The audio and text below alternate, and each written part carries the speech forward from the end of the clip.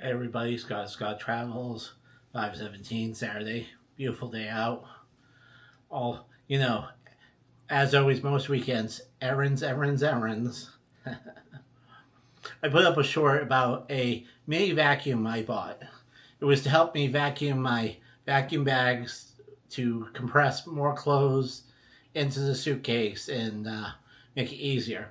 You get these vacuum bags, you're like, oh, this is a great idea. You use the vacuum at home and everything. Then you get to the cruise and you open them up and everything pops back to life and everything. Then you try to leave, and you're like, how the hell am I going to compress these again?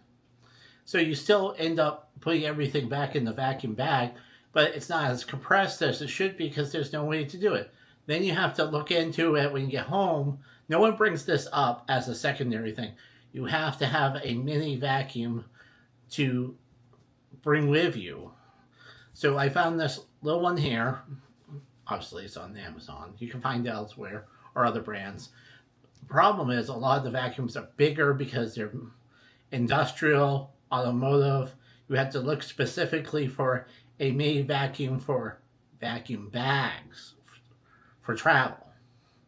Then you can get something smaller. This one's a battery one because sometimes getting a plug when you're in the middle of the cruise ship or hotel room, and the cord is short as hell on these things, and you're going to be putting this on trying to put it on the desk and try to vacuum it. I mean, it might not even reach. I mean, it's weird on this stuff. I even had reviews of one of them said that. They're like, the cord is a foot long on a vacuum to vacuum air out of a bag. A foot. He's like, I had the bag hold up and try and press it against the wall and the mirror. It was just, I returned that sucker as I got home. I was like laughing. I go, well, it's good to know these things. This is what I'm sharing, okay? You can do whatever you want, but that's vacuum bags to seal down the clothes. So, even if TSA goes through them, they just open up, flip through your little vacuum bags and see your clothes and your underwear and throws them back in, zips up clothes, and they're like, yeah, that's good. Carnival, our favorite to talk about, aren't they?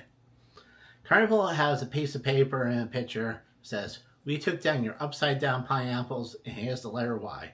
Because it doesn't go with our family themed decorations. Just your pineapples. The other stuff's fine. Wow. And put it back in your room. These people were kind of mad.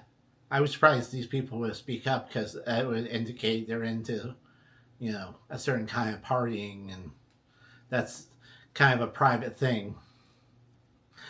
I can only imagine what they look like because, the ones I've seen are.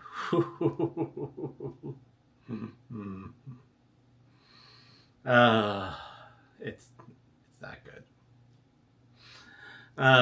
Disneyland's celebrating their 70th birthday already. They opened this last couple of days ago in California.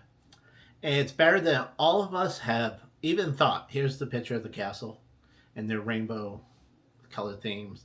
The swag is heavy. There's this weird key, and you go around the park. It's $60 for the key, and you put it in the keyhole, and it lights up and throws bubbles and talks about things. And once you do all these different things in the park, you get an exclusive pin. Like a Disney pin that's collectible. That thing's worth. The pin will be worth more than $60 once they get on the market in a couple days from now. Everyone has them, so it's been interesting to see some of the pictures and group pictures of people going to Disneyland. I mean, look at this motley crew, and that one. I mean, wow, everyone's hanging out with each other today, huh? Here we go. Here's another park I can talk to you about. Paltrin Park in Hampshire, United Kingdom. It says it's the official home of Peppa Pig in the UK. It says it also will have other parks and other things. The Realm of Vikings will be open in 26 and Water Park ride in 27. Plus their own version of a Haunted Mansion opened this year in 25. Wow. And one day tickets are £45 because it is in the United Kingdom. And they're not part of the EU again. So it looked like a interesting thing. Bring the young kids. Though it looks like it could be for older kids too, but Pig is, obviously a young kid thing. And of course, it's Carnival related, but it's not. A man tries to climb the rope to the cruise ship in the Sydney Harbor area.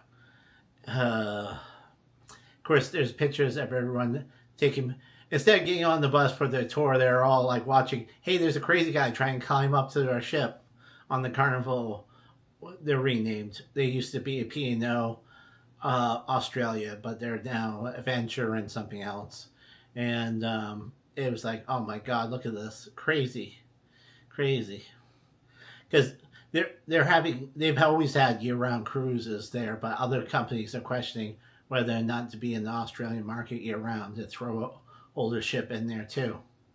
Winter or summer, doesn't matter. It's a market that could be and should be, sought after.